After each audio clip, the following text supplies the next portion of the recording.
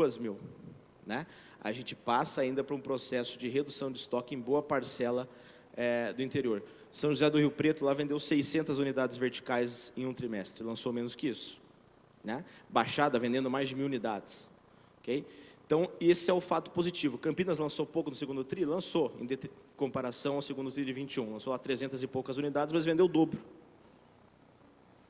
Nós não temos problema de super oferta no Brasil. A gente brinca muito, se desse tela azul no Brasil, como alguns apocalípticos pensavam no início do ano, e a gente está chegando agora a 5 dias da eleição, num momento econômico muito mais favorável, seguramente, do que a gente imaginava lá em janeiro.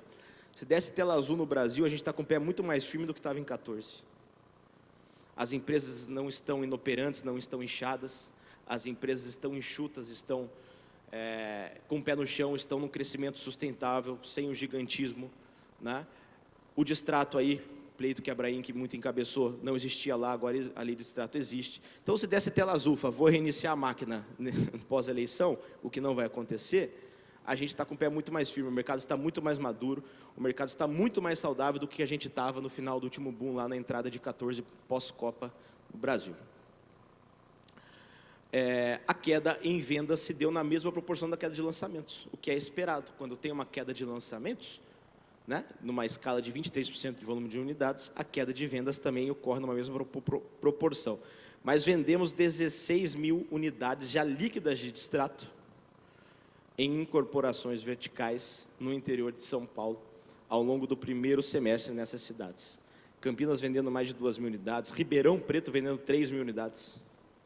Ribeirão está vendendo igual BH, Lucas da Patrimar aí, são sede de BH. A gente brinca bastante, né, que BH tem lá. Ribeirão vende algo como BH vendeu, para vocês terem uma comparação, uma cidade lá com mais de 3 milhões de habitantes, dada a pujança dessas cidades, desses núcleos aqui de interior, né? Jundiaí com 2.000 unidades vendidas em um semestre, né? Jundiaí também um crescimento, Jundiaí teve crescimento de vendas, se comparado ao primeiro semestre de 21 com 22, Piracicaba idem, 70% de crescimento, Piracicaba ao longo de 22 lançou mais do que 21. E aqui, justamente, quando a gente analisa a venda, a gente vê ainda a importância daí do CVA.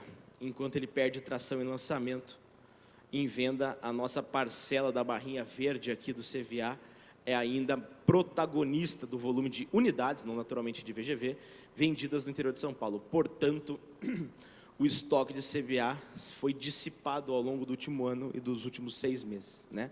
Os estoques são irrisórios em praticamente todo o interior de São Paulo, se comparado primeiro ao potencial, se comparado ao que foi lançado. Em termos de VGV, a queda em vendas de VGV foi aí de 18%, a gente teve 6,2 bilhões. Então, na verdade, a gente lançou no primeiro semestre 5 bi, vendemos 6,2. A gente está no momento ainda onde as vendas estão se mantendo superiores aos lançamentos, o que é um ótimo indicador de escoamento de estoque e de saudabilidade, por assim dizer, do mercado. Ok? De modo geral, a gente acabou o primeiro semestre com este volume. A gente estava com 28.000 unidades à venda nessas 10 cidades. Vendemos quanto no primeiro semestre que eu falei? 16.000. Portanto, a gente tem estoque para 3 trimestres, mais ou menos. O estoque, se ninguém aqui lançar nada no interior de São Paulo, seria dissipado em menos de um ano, algo como 8 a 9 meses de escoamento de estoque. No Brasil, chegou a ser 16 a 17, em 2017, 2018. Hoje, estamos no Brasil algo como 11 a 12 meses de escoamento de estoque, pouquinho abaixo de 12 meses. No interior de São Paulo, isso é menos ainda. Eu coloquei um slide aqui de incorporação horizontal, temos algo como 2.800 unidades à venda de incorporação horizontal, não lotes, aí são casas. Pacaembu deve estar bastante nesse meio aí, Vitor. Detalhes para algumas cidades, né? Campinas com 4.000 unidades, Ribeirão Preto vendeu no primeiro semestre 3.000 unidades, está com 4.300 em estoque, João, né? Ribeirão, quando a gente começou a trabalhar lá atrás, eu lembro, pô, não baixava nunca de 5.500, 6.000 unidades, 5.500, 6.000 unidades, né? Passou por um período de queda de lançamento, voltou ao lançamento e a gente tem mantido hoje um patamar muito mais saudável do que a gente via lá atrás, né? Baixada com 4.500 unidades. E olha que interessante, esse indicador é importante. A gente tem 1/4 de estoque do que foi lançado, 25%, isso até 30% é saudável. 25% a gente tem uma relação de estoque pelo que foi lançado de 1/4, é algo positivo, até 30% é algo ainda aceitável. Abaixo de 25%, em algumas praças nós temos Jundiaí com 20%, nós temos Sorocaba com 24%, Ribeirão Preto com 20%, abaixo de 20% já pode denotar, se a gente começar a descer da copa das árvores, ou seja, olhar a cidade por cima aqui, já pode denotar falta de produto na praça, em alguma região, para algum tipo de produto, para alguma tipologia. Ok? Aqui a gente desagrega por padrão o que foi lançado, o que está em estoque. Então, a oferta lançada é a tabela 0 desses empreendimentos que estão à venda hoje, né? Veja o padrão especial, que são os compactos. Das 117 mil unidades lançadas nesses produtos que a gente está mapeando hoje, apenas 8 mil eram de produtos compactos. É um produto ainda que tem aí uma liquidez interessante em várias praças, vários que aqui estão lançaram, né? Produtos compactos tiveram, neste ano, no cenário de juro real alto, etc., um produto orientado a investimento com uma alta liquidez. A Tarraf lá lançou em Rio Preto, quando, Júlio? Início do ano? Início do ano, vendeu todo o Platts lá em Rio Preto, por exemplo. Produto orientado a investimento compacto seria nesta coluna aqui, que a gente acredita que tem um volume interessante ainda de potencialidade para esse tipo de produto no interior de São Paulo, algo que a gente não vê já mais na mesma escala na cidade de São Paulo, onde a gente tem hoje em estoque algo como 25 mil estúdios, né, em estoque. Em 5 anos aí foram lançados quase 150 mil. Das 28 mil unidades à venda hoje, nessas cidades, 11 mil são CVA. Tá? A gente tem uma maior concentração dessas 11 mil em Sorocaba e Ribeirão, ambas com mais de 2 mil unidades à venda hoje, em CVA. São as duas praças que possuem maior volume de estoque hoje de CVA perante essas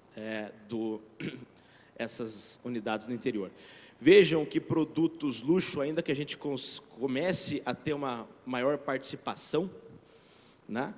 O luxo aqui são produtos acima de 1,5 milhão até 3 milhões, o super luxo acima de 3 milhões, né? E o alto é de 1 milhão, 1,5 milhão.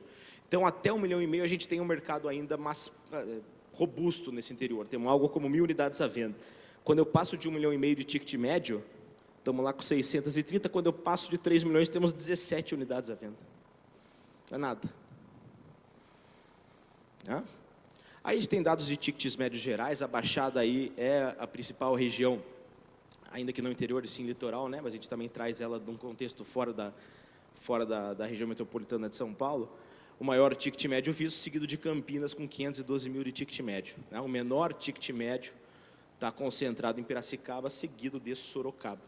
Sorocaba, aqui dentro dessas cidades aí já orientadas a população maior de 700 mil habitantes, então a gente tem aí Campinas, Ribeirão, Sorocaba, São José, é a cidade menos verticalizada desses eixos, né? Sorocaba hoje tem algo como 10% de verticalização, enquanto Ribeirão está batendo 20%, Rio Preto está mais de 15%, então Sorocaba ainda é uma cidade muito horizontalizada. Ticket médio do CVA, esse é o ticket médio do CVA em todas essas cidades, naturalmente decorre também do próprio teto, né? Bauru lá, estávamos falando do teto de Bauru, Vitor, há pouco, né? Mas olha o quão distante do teto está o ticket médio em Bauru. Bauru é 253, 253 do teto em Bauru, ticket médio 177, né? Piracicaba 183, Jundiaí aí com o maior ticket médio de CVA dentre essas praças. Da mesma forma que se eu mostrar para uma empresa que atua exclusivamente na cidade de São Paulo essa lâmina, eles vão achar, pô, tá grande, né? 47 metros de metragem média, 44, 51. Nós temos hoje produtos de 32, 33 metros, né? Que é o mais comum aí na cidade de São Paulo, certo, Renato? 32, 33, 2 dormitórios. Esse é o produto médio aí dentro da cidade de São Paulo do CVA. Interior a gente ainda consegue enquadrar, naturalmente pelo custo de terra, enquadrar e proporcionar aí ao tomador uma metragem melhor. Ok? E aí, preços de metro quadrado.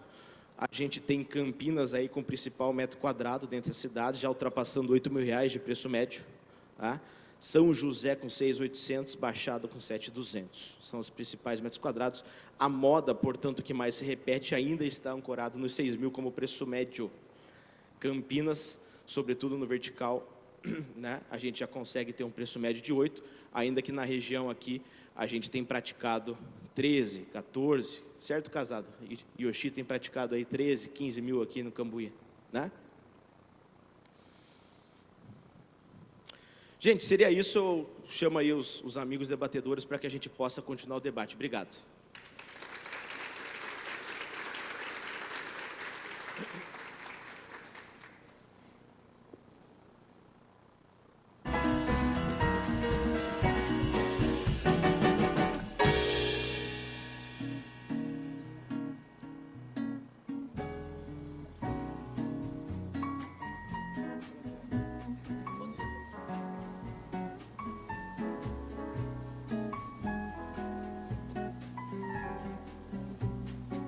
Bom, gente, primeiro é um prazer estar com todos aqui. Eu acho que a gente tem